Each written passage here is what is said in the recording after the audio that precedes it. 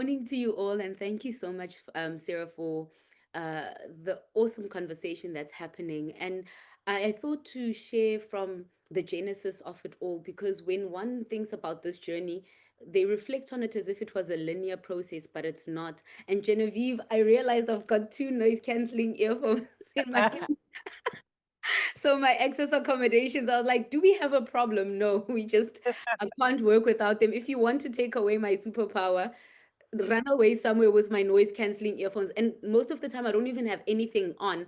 I just need to put them in my ears or on my ears, and they have this soothing effect. And it's a form of stimming. And I realized yesterday something new. I was in an environment where I was the only person of color, and there was a lot of English being spoken around me, and I couldn't, like, the frequency got so high that I couldn't engage anymore.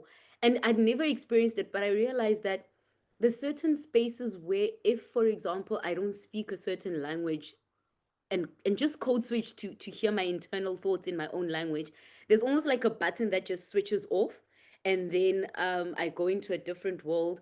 But then after walking away and sitting in the car for a little while, I was able to regulate myself and then come back into the space. And I'm just reflecting on it now because it made me think, when we invite individuals into our classroom, we speak a different language to what they usually speak on a daily basis, and we are asking them to almost disengage with the everyday vocabulary and come into this academic vocabulary, which can be extremely intimidating, but also very overwhelming. So I'm just thinking, even during this conversation, if anybody needs any comfort break or anything that's going to allow for them to just regulate, because there's a lot of information. Just Sarah, as you were introducing, I was like, yeah, yeah, yeah, yeah, yeah. Okay, second provocation. Okay, third provocation. Okay, going back to that, and I was like, I need to stim.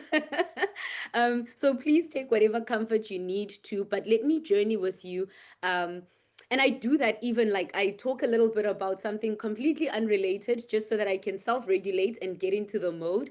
And then afterwards, put on the academic hat. And you speak about me being a polymath, but I realized retrospectively that it is actually part of the neurospiciness. Every 7 years, I've changed careers, and it wasn't planned, it wasn't organized. But it's almost as if once I reach the pinnacle of what I think is the level of expertise in a certain area, I get bored and then I move on to something else. But what I realized is the common thread throughout is storytelling, creativity, and empathy. So, as an actress, I was telling other individuals' stories. As a producer, I was telling the story of the collective. As an academic, I tell the story of the theorist. And as a consultant, I tell the story of the organization that needs for me to help them solve a problem.